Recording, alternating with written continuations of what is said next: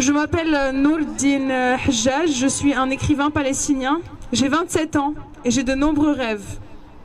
Je ne suis pas un chiffre et je ne consens pas à ce que ma mort soit un fait divers.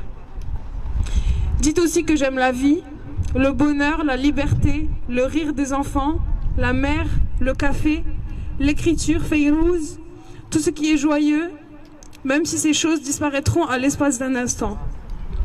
L'un de mes rêves est que mes livres et mes écrits voyagent dans le monde entier, que ma plume ait des ailes et qu'aucun passeport non tamponné ou refus de visa ne puisse la retenir. Un autre de mes rêves est d'avoir une petite famille, d'avoir un petit garçon qui me ressemble et de lui raconter une histoire au coucher en le berçant dans mes bras. Merci.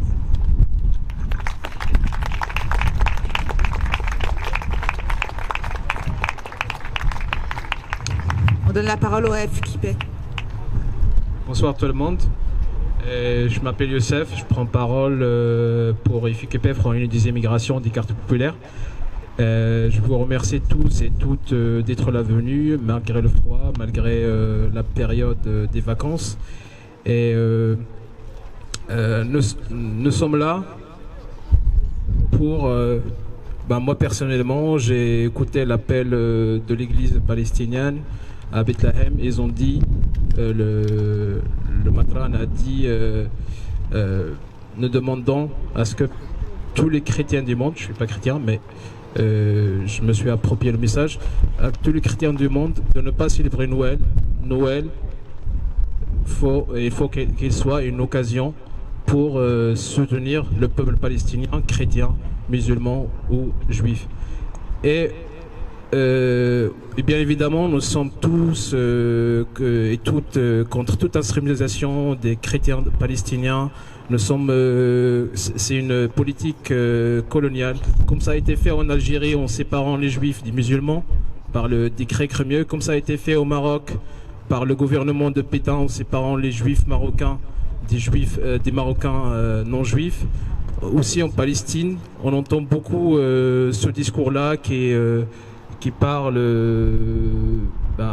toujours de Hamas, qui parle toujours d'un islamisme extrémiste, qui parle tout en oubliant que le peuple palestinien a été toujours, et j'espère qu'il le sera tout le temps, un peuple tolérant, multiconfessionnel, et comme l'a dit l'OFPLP dans les années 80, dans les années 70, nous ne sommes pas en train de demander un État qui va exterminer les juifs, mais un État non confessionnel. Ça, c'est important. Parce que les chrétiens palestiniens étaient côte à côte de leurs camarades musulmans ou non, en avant-garde de la lutte politique, culturelle, mais aussi armée. Il y a 30 ans, Georges Habash, issu d'une famille chrétienne palestinienne, est venu voir un docteur ici en France, je pense à Paris. Il a été traité de terroriste.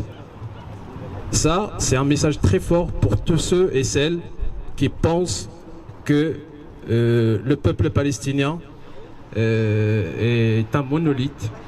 Le peuple palestinien a été toujours tolérant, et je saisis cette occasion-là pour pas demander souhaiter un joyeux Noël aux Palestiniens chrétiens et chrétiennes, mais pour leur souhaiter un prochain Noël sans occupation, sans apartheid, un prochain Noël dans leur terre, dans leur ferme, dans leur village, à tous les réfugiés chrétiens au nom de regagner leur territoire occupé, et je leur souhaite aussi la fin de la colonisation. Merci beaucoup, et Palestine vivra, Palestine vaincra. Merci beaucoup. Vaincra Palestine, vivra Palestine, vaincra Palestine, vivra Palestine.